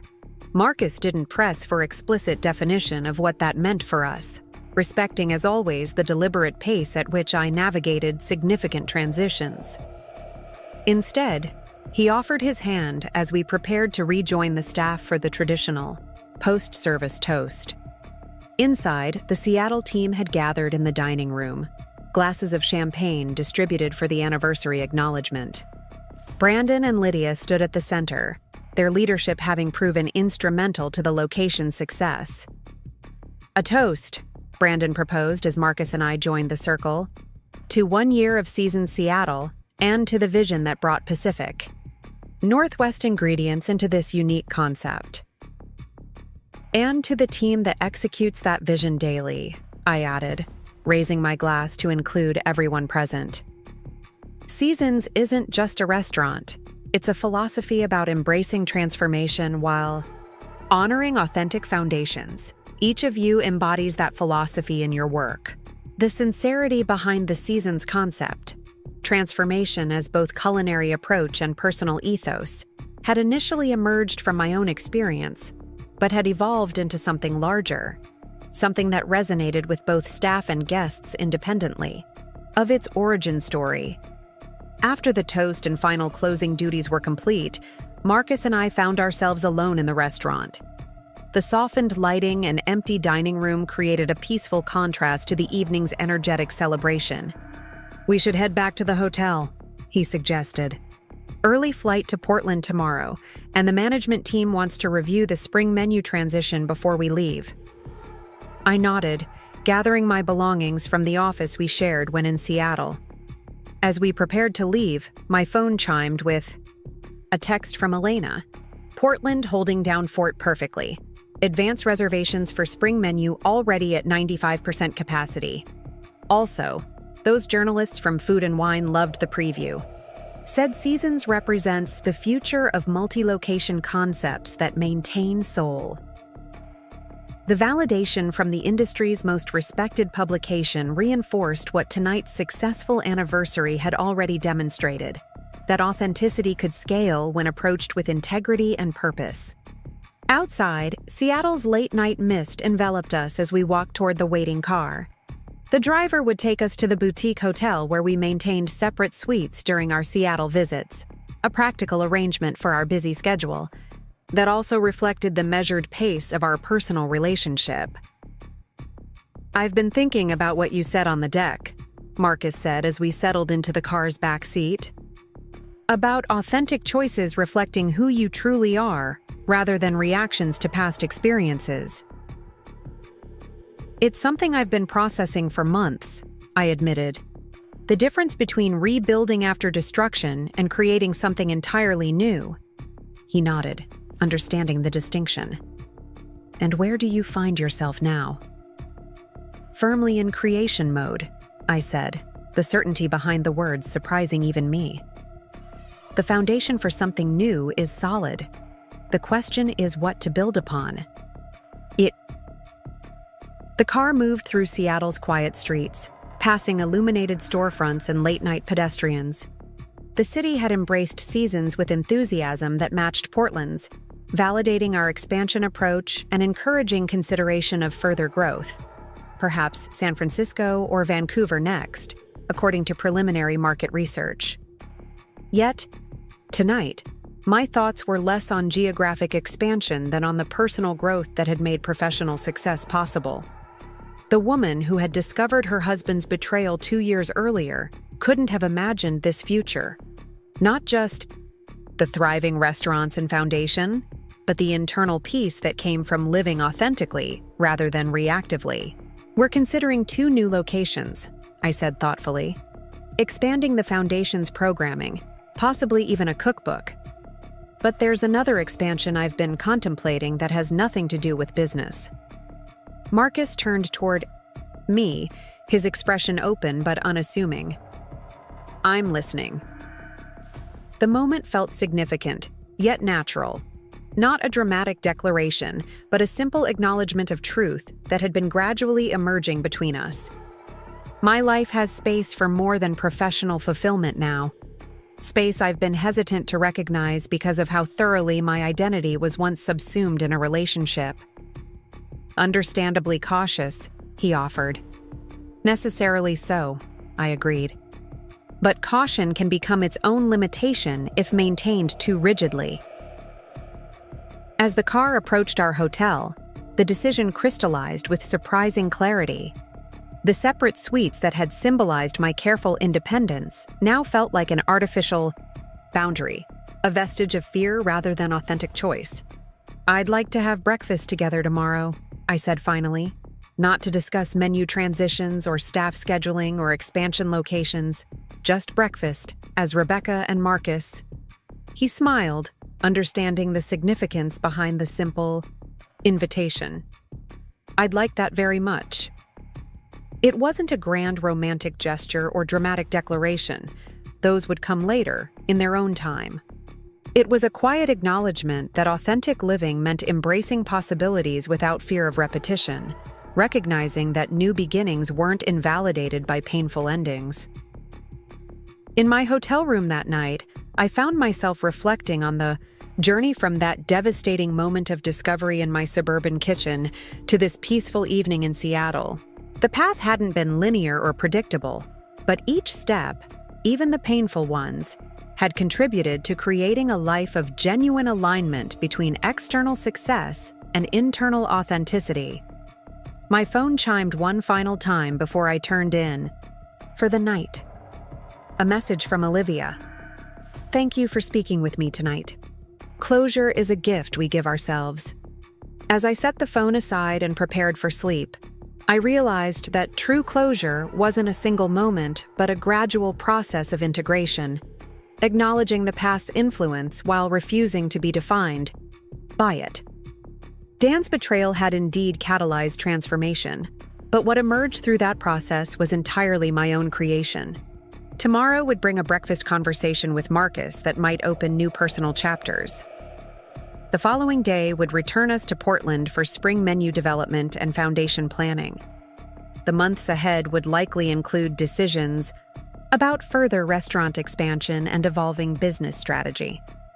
But tonight, in the quiet of a Seattle hotel room with the sound of gentle rain against the windows, I simply appreciated the present moment. This life reconstructed not from desperation but from deliberate choice, not as reaction but as authentic creation. Whatever seasons came next, I would meet them not as someone defined by betrayal, but as Rebecca Mitchell, restaurateur, foundation director, and woman who had discovered that true transformation isn't about what happens to you, but what you choose to build from it. The California sunshine bathed the vineyard in golden light as I walked between rows of carefully tended grapevines. 3 years after Season's dramatic opening night, I found myself considering yet another expansion, not just of the restaurant brand that now encompassed 4 thriving locations along the West Coast, but of the philosophy that had emerged from personal devastation and blossomed into professional triumph. The property has been family-owned for generations, explained Victor Ramirez, the silver-haired vintner guiding our tour. But my children have chosen different paths. I've been waiting for the right steward to continue what we've built here. Marcus followed a few steps behind, occasionally stopping to examine the soil or study a particular cluster of grapes. His culinary instincts had evolved to encompass wine production as our restaurant group expanded, developing a sophisticated understanding of viticulture that complemented my business acumen. These Pinot Noir vines are nearly 40 years old, Victor continued, his weathered hand caressing the twisted trunks with obvious affection. They've weathered drought, frost, even the wildfire that came within a mile of the property in 2019. The resulting wine tells that story, resilience expressed through complexity. I exchanged a meaningful glance with Marcus, the vintners, words resonating beyond their intended context. Resilience expressed through complexity.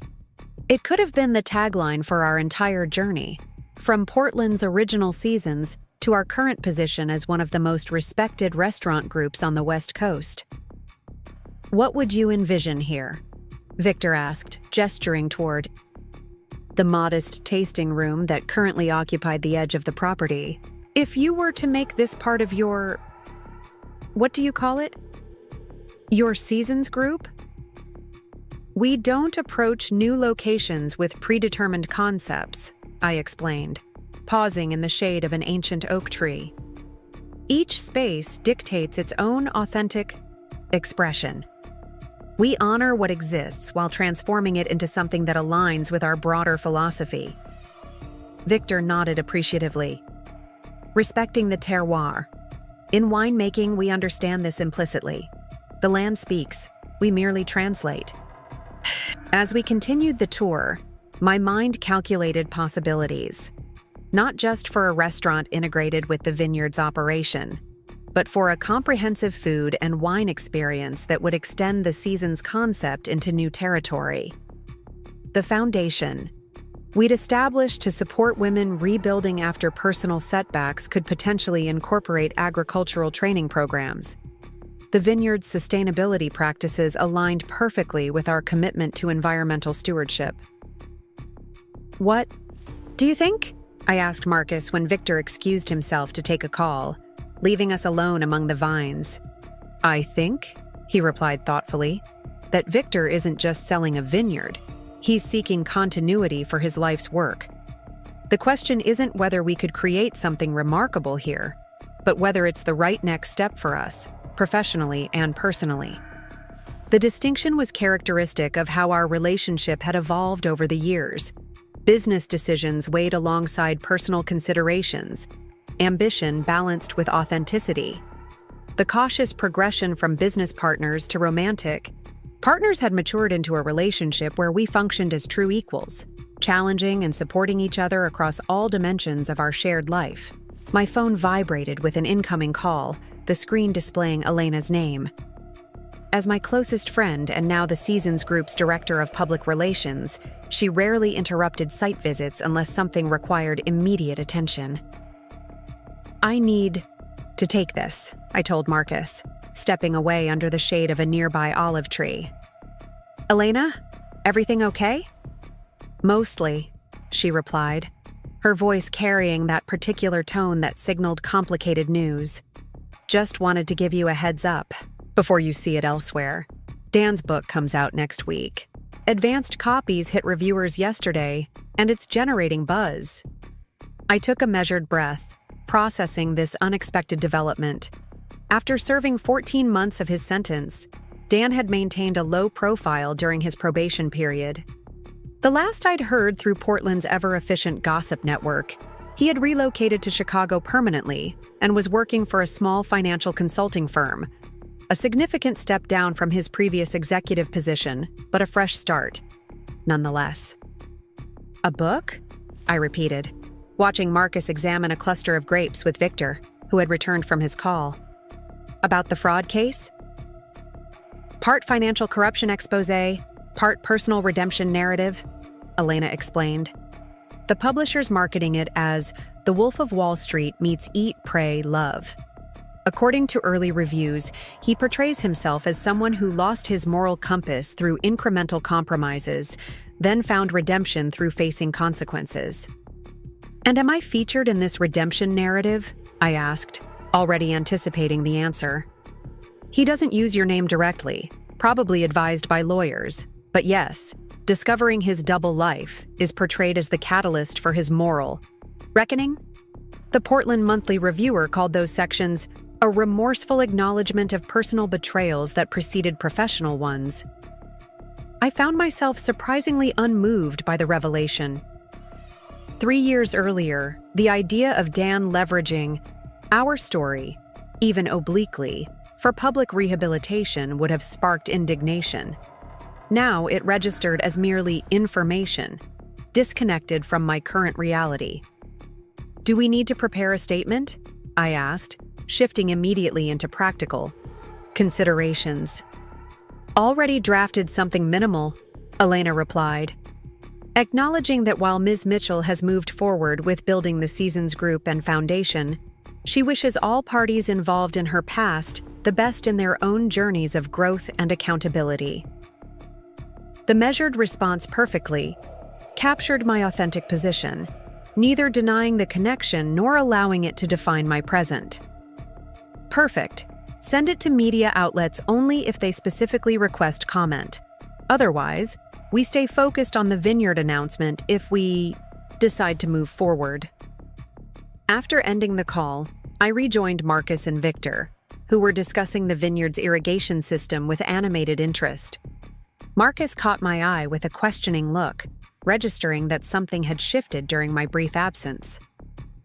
"Everything all right?" he asked when Victor stepped away to retrieve some documentation from his office. "Dan's written a book that apparently includes our story as part of his redemption arc," I explained, surprised by my own emotional detachment from the news. "It's coming out next week." Marcus studied my expression carefully. "How do you feel about that?" I considered the question genuinely, looking out across the sunlit vineyard with its orderly rows stretching toward distant mountains. Honestly, I feel nothing particularly strong. It's like hearing about a character in a book I read long ago. He smiled, the expression reflecting understanding rather than relief. That's what real closure looks like. Not pretending something didn't happen, but recognizing it no longer has emotional power over your present. His assessment resonated deeply. The journey from devastating discovery to complete detachment hadn't been linear or predictable, but the emotional distance now felt complete. Dan's choices, past, present, and future, had become fully separate from my own story. "Let's talk about this vineyard," I said, returning to the opportunity before us. "I think Victor's right about the potential here. We could create something that extends beyond our current restaurant concept while remaining true to our core philosophy." As we discussed possibilities, Victor returned with property maps and production records, spreading them across a rustic table on the tasting room's veranda. The afternoon stretched into evening, our conversation evolving from specific questions about the vineyard's operation to broader visions of what it could become under the Seasons umbrella. "A working vineyard restaurant," Marcus mused, "where guests experience the complete cycle from soil to glass. Seasonal menus that showcase not just what's currently being harvested, but what's being planted, pruned, and nurtured for future seasons. Plus accommodations for extended stays," I added, the concept expanding organically through our dialogue. "Culinary workshops using estate ingredients, Foundation participants working alongside veteran vineyard staff to learn sustainable agricultural practices." Victor watched our exchange with evident satisfaction, occasionally contributing insights about the property's particular characteristics and challenges. As sunset transformed the vineyard into a tapestry of purple and gold, he poured 3 glasses of his reserve Pinot Noir, produced from the elderly vines we had admired earlier. "To possibility," he offered, raising his glass. We toasted, the wine complex and nuanced, bright fruit layered with subtle earthy notes and a lingering finish that hinted at both its age and vitality. Like the best aspects of maturity, it carried wisdom without bitterness, strength without harshness. Later, as we drove back toward San Francisco, where our newest season's location had opened 6 months earlier, Marcus and I continued refining the vineyard concept. The integration of restaurant, winery, and educational foundation presented logistical challenges, but the alignment with our core philosophy was undeniable. It would mean spending more time in California, Marcus observed as we navigated the coastal highway. Significant time, especially during the first year of transition. Are we ready for that kind of geographical shift? I asked, watching the Pacific Ocean appear and disappear around each curve of the road. Portland is still home base for both of us. He considered this thoughtfully. Home is becoming more conceptual than geographical for us, isn't it? With restaurants in Portland, Seattle, and San Francisco, we're already dividing our time. The observation was accurate. Our lives had evolved into a carefully balanced rotation between locations, maintaining personal connection to each restaurant, while establishing systems that functioned smoothly in our absence. The Foundation's headquarters remained in Portland, but its programs now operated in multiple cities. This feels different, though, I said, articulating the subtle distinction. Not just adding another restaurant, but creating an entirely new dimension to what we've built. Marcus nodded, understanding my hesitation. It's a significant evolution, but isn't that what Seasons has always been about? Honoring what exists while embracing transformation? As we approached San Francisco, the city lights glimmering against the evening sky, I reflected on the journey that had brought us to this moment of consideration. The path from betrayed wife to successful restaurateur had been neither straight nor predictable, each phase presenting challenges that required adaptation and growth. Now, 3 years after orchestrating that revelatory confrontation between Dan and Olivia, I found myself contemplating not just a new business opportunity, but a new phase of personal evolution, one defined not by reaction to past betrayal, but by proactive creation of future possibility. I think we should do it, I said finally as we crossed the Golden Gate Bridge. Not just because it makes business sense, but because it represents genuine forward movement. Creating something entirely new, rather than simply expanding what already exists. Marcus reached across the console to take my hand, his touch conveying understanding beyond words. The gesture reminded me of how thoroughly our partnership had transformed over the years, from tentative professional collaboration to integrated life sharing that maintained individual identity within collective purpose. The next morning, I woke early in our San Francisco apartment, the fog still clinging to the city outside our windows. While Marcus slept, I made coffee and opened my laptop to draft initial thoughts on the vineyard project. Potential timelines, integration with existing operations, foundation programming possibilities.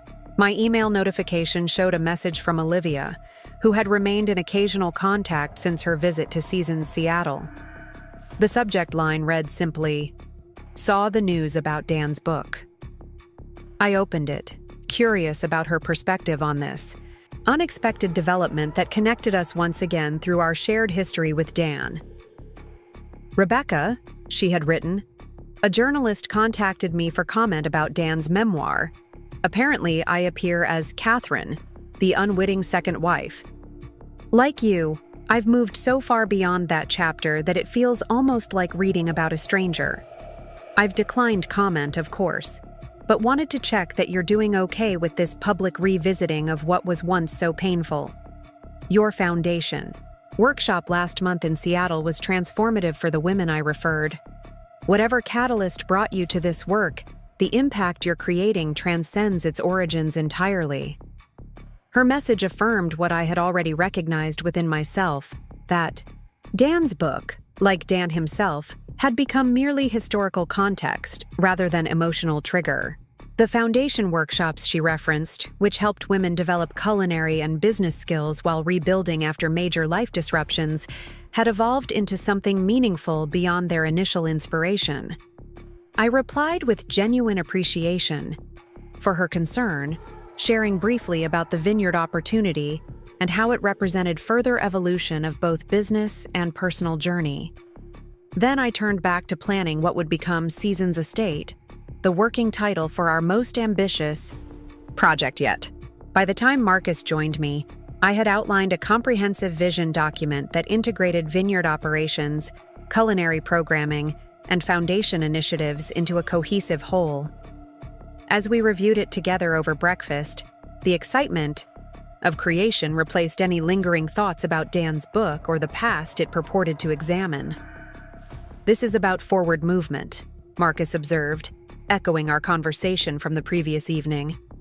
"Not just for the business, but for us personally." I nodded, understanding the multiple dimensions of his comment. We had been deliberate in developing our personal relationship alongside our professional one, each step carefully considered to ensure authentic choice rather than reactive pattern. Now, 3 years into both partnerships, we stood at a threshold of new possibility. "I was thinking," I said, setting aside the vineyard plans momentarily. "The estate manager's residence Victor showed us yesterday. It's beautiful." "Stunning," Marcus agreed. "Original 1920s craftsman architecture with those updated interior spaces. Perfect blend of historic character and modern function." "It would make a wonderful home," I suggested, the statement simple yet profound in its implications. Not just a place to stay during vineyard visits, but an actual home for both of us. Marcus studied me carefully, recognizing the significance of what I was proposing. Though we had maintained the apartment we now sat in, along with similar arrangements in Portland and Seattle, we had not yet established a primary residence together, a subtle but meaningful distinction in our gradually evolving relationship. "Are you suggesting what I think you're suggesting?" he asked, his expression warm with possibility. "I'm suggesting," I replied, the certainty in my voice surprising even me, "that it's time to create something entirely new. Not just professionally, but personally. A home that isn't defined by the past or by business necessity, but by deliberate choice to build something together." His smile conveyed understanding beyond words, recognition of how far we had traveled from our first cautious business discussions in a Portland coffee shop to this moment of integrated vision for future shared creation. As we resumed planning what would become our most ambitious project to date, I felt a profound sense of alignment between inner purpose and outer expression. The woman who had once discovered her husband's betrayal in their suburban kitchen could never have envisioned this future. Not just professional success and personal fulfillment, but complete freedom from defining life in relation to what had been lost. The vineyard project would present challenges, require adjustments, demand new skills from both of us. But unlike the desperate rebuilding that had characterized my early days after Dan's exposure, this creation emerged from strength rather than necessity, choice rather than reaction. Up next, you've got 2 more standout stories right on your screen. If this one hit the mark, you won't want to pass these up. Just click and check them out.